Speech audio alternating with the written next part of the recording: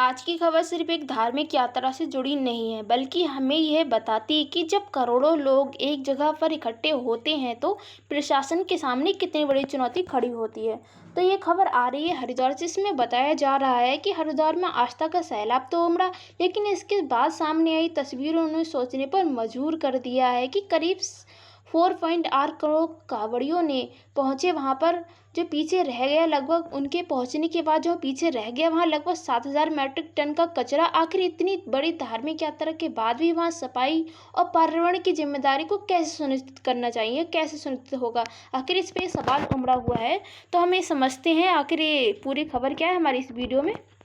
जिसे खबर क्या है आखिर ये समझते हैं। उत्तराखंड के हरिद्वार में साल करीब 4.8 करोड़ कांवड़िए पहुंचे, यानी कि यात्रा पूरी होने के बाद शहर में करीब 7 से 8 मीट्रिक टन कचरा जमा होने की खबर सामने आई। यानी कि उत्तराखंड के हरिद्वार में इस साल 2026 में 4.8 करोड़ कांवड़िए वहाँ यात्रा करते हुए वहाँ पहुँचे।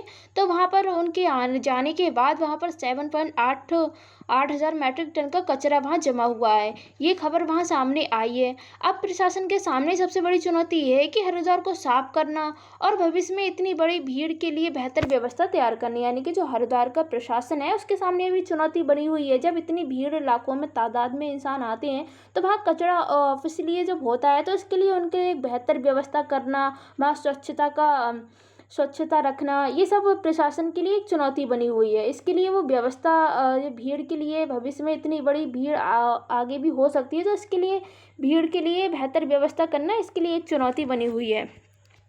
आखिर कांवड़ यात्रा क्या होती है इसको समझते हैं। जिसमें कांवड़ यात्रा भगवान शिव के भक्तों की एक वार्षिक धार्मिक यात्रा, यानी कि जो कांवड़ यात्रा है जो ये मई या जुलाई के महीने में होती है, वर्ष में एक बार मनाई जाती है माह के महीने में। इसमें कांवड़ यात्रा में हरिद्वार, ऋषिकेश या गंगोत्री, गौमुख जैसे स्थानों से गंगाजल लेकर अपने अपने क्षेत्र में वापस जाते हैं। कांवड़िया यानी कि कांवड़िया हरिद्वार से या ऋषिकेश से, गंगोत्री, गौमुख जैसे स्थानों से, पवित्र स्थलों से गंगाजल भर के अपने अपने क्षेत्रों में वापस लौटते हैं।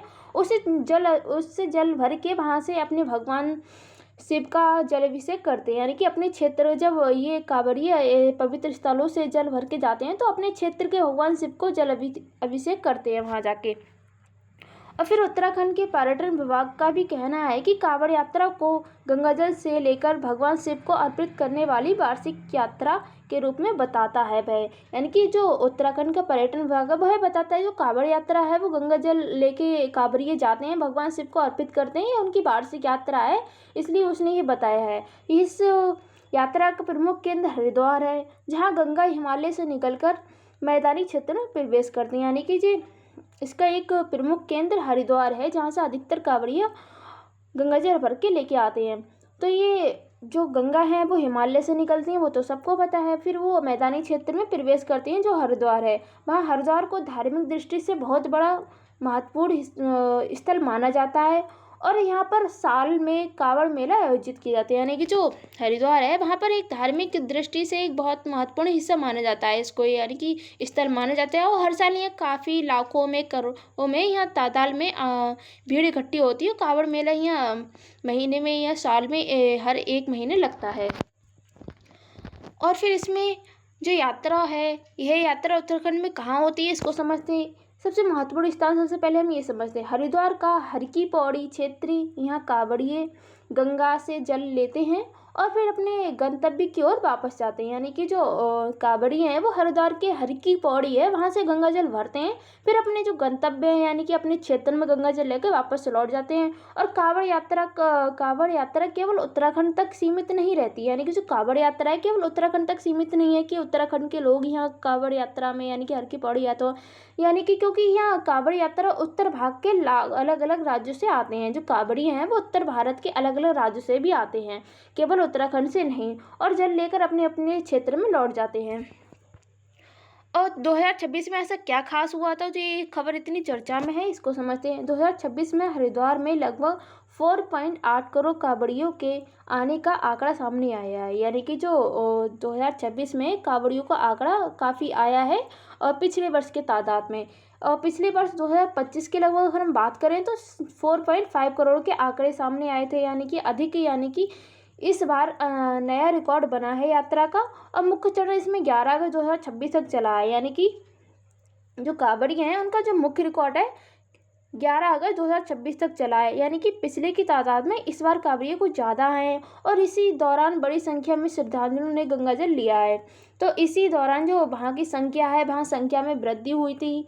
और जब इतने लाखों में करोड़ों में कांवड़िए वहाँ आए थे, तो वहाँ की जो स्थल हैं वो मतलब वहाँ गंदे हो गए थे और स्वच्छ नहीं थे। तो इस पर एक चुनौती प्रशासन की बनी हुई है जब, तो इसलिए खबर काफ़ी चर्चा में है। और असली खबर क्या है इसको हम समझे से, इतनी बड़ी संख्या में श्रद्धालु आने के बाद हरिद्वार में भारी मात्रा में कचरा जमा हुआ था, यानी कि जब भारी मात्रा में श्रद्धालु आएंगे तो वहाँ कचरा ऑब्वियसली जमा होगा। तो ये रिपोर्ट के अनुसार वहाँ लगभग 7 से 8 हज़ार मैट्रिक टन का कचरा हटाना पड़ा है, जिसमें प्लास्टिक के कपड़े और दूसरे प्रकार के कचरा शामिल था। यानी कि वहाँ जो कांवड़िए आए थे उन्होंने वहाँ अपने अपने जो कपड़े वगैरह चेंज किए होंगे, वहाँ लोग छोड़ देते हैं। तो ये अधिकतर जो रहता है, तो इसकी प्रशासन के ऊपर एक चुनौती बनी हुई है इसको साफ करना, स्वच्छ करना। तो ये काफ़ी कचरा इसमें शामिल था। यानी समस्या सिर्फ यह नहीं है कि जो श्रद्धालु है कितने आए, यानी कि मेन समस्या यही नहीं कि श्रद्धालु कितने आए थे वहाँ। मुख्य सवाल यह है कि कितने बड़े धार्मिक आयोजन के बाद कचरा का प्रबंधन कैसे किया जाए। यानी कि इतना बड़ा धार्मिक स्थल है, यहाँ पर इस कचरा काफ़ी कचरा तादाद में कचरा वहाँ इकट्ठा हुआ है। तो इस कचरे को कैसे हटाया जाए, कैसे इसके प्रति प्रबंध किए जाए, तो ये एक बड़ी चुनौती इस पे सवाल उठ रहे हैं। तो ये आयोजित कैसे किया जाए, इस पे प्रशासन को एक चुनौती बनी हुई है। और प्रशासन के सामने कई चुनौतियाँ और आई हुई हैं इसको समझ। जैसे इतनी बड़ी भीड़ को संभालने के लिए प्रशासन को एक साथ कई मोर्चों पर काम करने पड़ते हैं। यानी कि जब प्रशासन है, जब इतने तादाद में लाखों में करोड़ों में भीड़ आती है, तो उनको काफ़ी मोर्चों पे काम करना पड़ता है, यानी कि देखभाल करनी पड़ती है। इसमें जैसे कि ट्रैफिक मैनेजमेंट होता है, जैसे कि ट्रैफिक वहाँ लग जाता है, भीड़ जब उमड़ती है तो वहाँ काफ़ी ट्रैफिक लग जाता है। और जो भीड़ है कि वहाँ पर उसमें नियंत्रण करना मुश्किल हो जाता है जब भीड़ लाखों में, एक करोड़ों में तादाद में होती है। यानी कि वहाँ पर फिर पुलिसकर्मी और सुरक्षा व्यवस्था करने की ज़्यादा आवश्यकता होती है। और स्वच्छता है सेवा, यानी कि जब वहाँ अगर कांवड़िए हैं, वहाँ पर अगर कुछ कांवड़ियों को आवश्यकता होती है मेडिकल अथॉरिटीज़ की, तो ये स्वच्छता सेवाएं वहाँ उपलब्ध करना जरूरी। पेयजल, स्वच्छ पेयजल होना चाहिए कि कांवड़िए वहाँ जाते हैं, लाखों में व्यक्ति जा रहे हैं, तो उन्हें स्वच्छ जल मतलब प्रबंध उनका कराना चाहिए। पानी का, शौचालय का भी प्रबंध कराना चाहिए कि लोग अपने जो शौचालय है वो रोड वगैरह इसमें ना करें। तो इसके स्वच्छता पे हमें ध्यान रखना चाहिए और सफाई का भी काफ़ी ध्यान रखना चाहिए। प्रशासन के आगे काफ़ी चुनौतियाँ जैसे कचरा प्रबंधन, आपदा प्रबंधन, संचार व्यवस्था, इन सबको चुनौती बनी हुई है। यानी कि हम कह सकते हैं कि जो प्रशासन है 2026 की तैयारी में काफ़ी कानून जैसी व्यवस्था बनाना, ट्रैफिक वगैरह, स्वच्छता, पेयजल, संचार, आपदा प्रबंधन जैसी विषयों पर अंतर्राज्यीय समन्वय करना चाहता है, यानी कि किया गया था इनके बीच।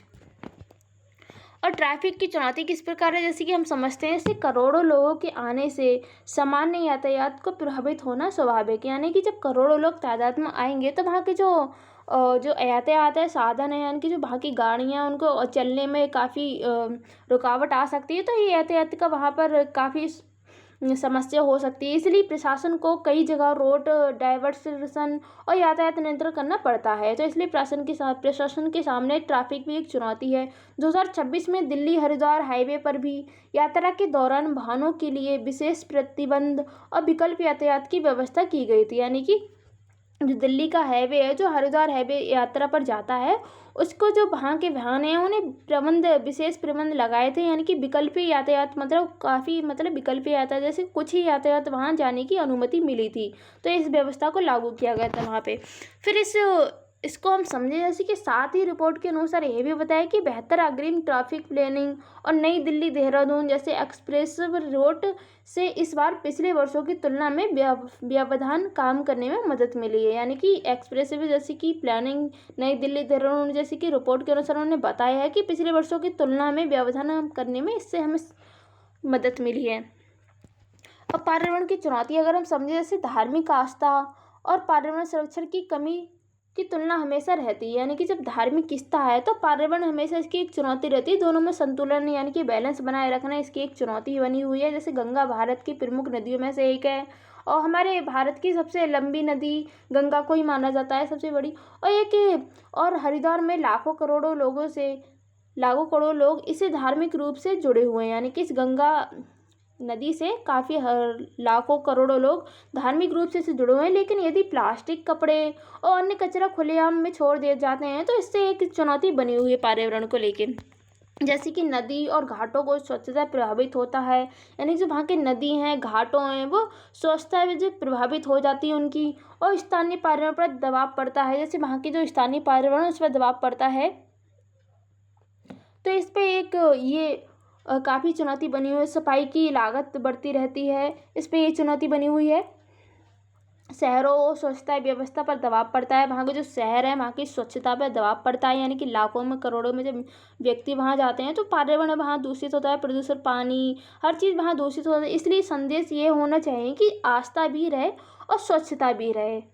इस पे हर इंसान, यानी आम इंसान व्यक्ति को ध्यान में रखना चाहिए। और कांवड़ यात्रा के सकारात्मक पक्ष अगर हम समझे, जैसे कि पहला, धार्मिक और सांस्कृतिक महत्व इसका हम समझे, जैसे यह भारत की धार्मिक और सांस्कृतिक परंपराओं का एक महत्वपूर्ण हिस्सा माना जाता है हरिद्वार को, तो इसको हमें स्वच्छ रखना बहुत ही आवश्यक है। दूसरे, स्थानीय अर्थव्यवस्था की बात करें हम, जैसे इतनी बड़ी संख्या में लोग आने के से होटल, भोजन, परिवार, छोटे दुकानदारों और स्थानीय सेवाओं जैसे लोगों की आर्थिक गतिविधियां मिलती हैं। यानी कि जब दूसरी अर्थव्यवस्था की बात करें, वहाँ के सकारात्मक पक्ष की बात करें, जैसे वहाँ की इतनी लाखों में, करोड़ों में, सादात में संख्या में लोग आते हैं, तो वहाँ के होटल और जो आम परिवार लोग हैं, छोटे दुकानदार हैं, स्थानीय सेवा वाले लोग हैं, तो उनकी जो आर्थिक गतिविधि है वो मजबूत हुई। उसका एक सुरक्षा, मतलब यह एक सकारात्मक पक्ष हम समझ सकते हैं। और तीसरा, पर्यटन विभाग को बढ़ावा। जैसे हरिद्वार पहले से ही भारत का प्रमुख धार्मिक पर्यटन केंद्र रहा है, और कांवड़ मेला इसकी एक धार्मिक पर्यटन अर्थव्यवस्था को और बढ़ाते हैं। यानी कांवड़ मेला जब होता है तो वहाँ की जो अर्थव्यवस्था है और भी मजबूत होती है। और चौथा, प्रशासनिक क्षमता की परीक्षा होती है। जैसे इतनी बड़ी भीड़ को सुरक्षित तरीके से संभालना प्रशासन के लिए एक बड़ा गवर्नेंस एक्सरसाइज होती है। यानी कि जो इतनी बड़ी चुनौती प्रशासन के सामने आती है, जिसमें इतनी बड़ी भीड़ को संभालना उनके लिए एक चुनौती बन जाती है। इसमें अगर इसको संभाल लेते हैं तो ये आगे उनको एक अनुभव हो जाता है कि आगे अगर ऐसी चुनौती बार बार आती नहीं तो वे इसको संभाल सकते हैं, कि ये इसका सकारात्मक पक्ष हम समझ सकते हैं। अब मुख्य चुनौतियों की बात करें, जैसे कि कचरा प्रबंधन जैसे वहाँ होता है, जैसे कि इतनी बड़ी भीड़, वहाँ तादाद में लोग आते हैं तो हज़ारों टन वहाँ कचरा इकट्ठा हो जाता है और जल प्रदूषण का खतरा बढ़ता है। जैसे गंगा और उसके घाटों की स्वच्छता बनाए रखना इसके लिए बहुत ज़्यादा आवश्यक है, इसलिए जल प्रदूषण का एक खतरा बना रहता है। भीड़ प्रबंधन की बात करें तो हम जैसे भगदड़ जैसी परिस्थितियों को रोक सकते हैं। जैसे भीड़ प्रबंधन का अगर हम पहले से इंतज़ाम करेंगे, इसको प्रतिबंध होगा तो, और लोगों की सुरक्षित आवाजाही की सुनिश्चित करना एक आवश्यक इसका भीड़ प्रबंधन का हिस्सा माना जाएगा। ट्रैफिक प्रबंधन की बात करें, जैसे भगदड़ जैसी कि पैदल यात्री हैं और सामान्य वाहनों को भी संतुलन करने और ट्रैफिक प्रबंधन में से एक आता है। जैसे कि ट्रैफिक प्रबंधन होता है, जैसे कि पैदल यात्री जा रहे हैं और सामान्य वाहन जा रहे हैं, उनके बीच संतुलन बनाना एक ट्रैफिक प्रबंधन का एक हिस्सा माना गया है। स्वच्छता व्यवस्था की बात करें, जैसे इतनी बड़ी आबादी के लिए पर्याप्त मेडिकल की सहायता और पानी और स्वच्छ शौचालय होना एक आवश्यक माना गया है। प्रशासनिक खर्च की बात करें, जैसे कि हम कि सुरक्षा और सफाई, परिवहन और अस्थायी सुविधाओं पर सरकार को अतिरिक्त संसाधन लगाने पड़ते हैं। जैसे कि जो वहाँ के जो प्रशासनिक खर्चा है, जैसे कि उन्हें सफाई को लेके, सुरक्षा को लेके, परिवहन को लेके, अस्थायी सुविधाओं को लेके काफ़ी उनको खर्चा और संसाधन में लगने पड़ सकते हैं, यानी कि इन पे लगान पड़ सकती है उनकी। और इसके समाधान क्या हो सकते हैं, इस पर हम बात करें, जैसे कि पहला, स्रोत पृथक्करण की बात करें, जैसे कि कचरे को वहीं अलग किया जाए और गीला, सूखा, प्लास्टिक कचरे को अन्य कचरा जैसे कि अलग अलग तरीके से वहाँ हटाया जाए। यानी कि जो वहाँ का कचरा है उसे अलग किया जाए, गीला कचरा अलग, सूखा कचरा अलग, प्लास्टिक को अलग, अन्य कचरा अलग, हर कचरे को अलग अलग करना चाहिए। और प्लास्टिक का काम उसे मतलब जो प्लास्टिक है उसका कम हम उपयोग करना चाहिए। जैसे कि प्लास्टिक जैसे यात्रा में क्षेत्र में जैसे प्लास्टिक का उपयोग हमें कम किया जाए और वैकल्पिक सामग्री को बढ़ावा दिया जाए। यानी कि जो वहाँ की जो प्लास्टिक हैगी उसका हमें कम उपयोग करें और ज़्यादा दूसरी सामग्री उस पर अधिक उपयोग करें। अस्थायी नहीं, स्थायी व्यवस्था कराना चाहिए, जिसमें हर साल भीड़ आती है तो हर साल नई व्यवस्था करने की बजाय स्थायी सैनिटेशन इंफ्रास्ट्रक्चर विकसित किए जा सकते हैं। जैसे कि वहाँ जो स्थायी है वहाँ स्थायी में व्यवस्था करनी चाहिए। टेक्नोलॉजी का उपयोग करना चाहिए कि इसके एक समाधान हो सकता है। जैसे कि टेक्नोलॉजी का उपयोग करेंगे, CCTV कैमरा कैमरे, ड्रोन हम लगा सकते हैं। GPS आधारित जो सफाई वाहनों हैं उन पर हम लगा सकते हैं। डिजिटल भीड़ निगरानी जैसी तकनीकें हम ला सकते हैं, इसका उपयोग किया जा सकता है, जिससे हम लोगों पर नज़र कर सकते हैं जो भीड़ भगदड़ जैसे इस चीज़ पर हम नज़र रख सकते हैं। जन भागीदारी की बात करें तो जन भागीदारी से हम यही समझते हैं, जैसे वहाँ जन भागीदारी हो गई, सिर्फ सरकार की जिम्मेदारी नहीं है। यानी कि जन भागीदारी से हम ये समझते हैं, जो जन भागीदारी हर इंसान का हिस्सा है। जन भागीदारी में केवल सरकार की भूमिका नहीं है, इसमें श्रद्धालुओं को भी कचरा निर्धारित स्थान पर डालना चाहिए, ताकि वहाँ के सार्वजनिक स्थान है वो साफ हो सके। और इससे जागरूकता भी बढ़ावा हो सकता है ना, जागरूकता पे भी हमें ध्यान देना चाहिए। अपशिष्ट पुनर्चक्रण की बात करें, जैसे कि जो सिर्फ वहाँ की जो सरकार है उस पर हमें ध्यान है, जैसे अपशिष्ट चक्रण की, जैसे कपड़े और दूसरे जो पुनर्चक्रण योग्य कचरे होते हैं उन्हें अलग करके रिसाइकलिंग में भेज सकते हैं। जैसे कि जो कचरा है उसे अलग, जहाँ स्थान है एक स्थान बना लिया जाए कि वहीं कचरा फेंकें। और 2026 की सफाई की बात करें तो इसके संबंधों में कपड़ों को रिसाइकलिंग कर कपास के बदले की पहले की रिपोर्ट में आई है। और इसके आगे और हम बात करें, जैसे कि यूपीएससी के पॉइंट ऑफ व्यू से समझे, जैसे जीएस पेपर 1 में भारतीय संस्कृति, धार्मिक परंपराएं, तीर्थ पर्यटन, इससे हम रिलेटेड कर सकते हैं इंक्लूड। जीएस पेपर 2 में जैसे गुड गवर्नेंस, स्थानीय प्रशासन, केंद्र राज्य तथा अंतर्राज्यीय समन्वय, इनके बीच हम इंक्लूड करके इस जीएस पेपर 2 से हम इंक्लूड कर सकते हैं इस खबर को। और जीएस पेपर 3 से हम समझते पर्यावरण संरक्षण, जैसे कचरा प्रबंधन और सतत पर्यटन और आपदा प्रबंधन जैसी जो स्थिति होती है, इसको हम कैसे संभालें और कैसे इस स्थिति को हम देख सकते हैं। इस हम जीएस पेपर 3 से ऐसे के लिए ऐसे होता है, आस्था और पर्यावरण संरक्षण में संतुलन कैसे बनाएं, तो इसके लिए ऐसे के लिए ये महत्वपूर्ण होता है। एथिक्स के लिए जैसे कि नागरिक की जिम्मेदारी क्या होती है, सार्वजनिक स्थानों के प्रति जैसे जिम्मेदारी और समुदाय भागीदारी क्या क्या होती है, तो हम यूपीएससी के पॉइंट ऑफ व्यू से देख सकते हैं। इसका पूरा हम निष्कर्ष अगर हम निकालें, बात करें इसकी, तो कि कुल मिलाकर हम कह सकते हैं कि जो कांवड़ यात्रा है भारत की आस्था और संस्कृति परंपरा का महत्वपूर्ण हिस्सा है। लेकिन करोड़ों लोगों की भागीदारी हमें ये भी सिखाती है कि बड़े धार्मिक आयोजन के लिए केवल सुरक्षा व्यवस्था पर्याप्त नहीं है। हमें ऐसी व्यवस्था चाहिए जिसमें आस्था और सुविधा, पर्यावरण और स्वच्छता चारों को संतुलन किया जा सके। यानी कि हम कह सकते हैं हमें ऐसी व्यवस्था बनानी चाहिए जिसमें आस्था भी लोगों की बची रहे, वहाँ की जो सुविधा है वो भी वहाँ मतलब उन्हें सुविधा भी मिल सके, पर्यावरण को भी हम बचा सकते हैं, यानी स्वच्छता पे भी हम ध्यान दे सकें। इसलिए चारों संतुलन हमें बना के रखना चाहिए, क्योंकि किसी भी तीर्थ की पवित्रता केवल वहाँ की पूजा करने से नहीं होती, बल्कि उसे साफ और सुरक्षित रखने की जिम्मेदारी से होती है। यानी हमें इसे निभाना चाहिए और इसके हम करना चाहिए, क्योंकि हम आखिर हम कह सकते हैं कि आस्था एक साथ स्वच्छता ही हमारी जिम्मेदारी है। आस्था के साथ भी स्वच्छता हमारी जिम्मेदारी है, क्योंकि गंगा को पूजना ही नहीं, उसे स्वच्छ रखना भी हमारी जिम्मेदारी है। आज के लिए थैंक यू इतना ही। Thank you so much.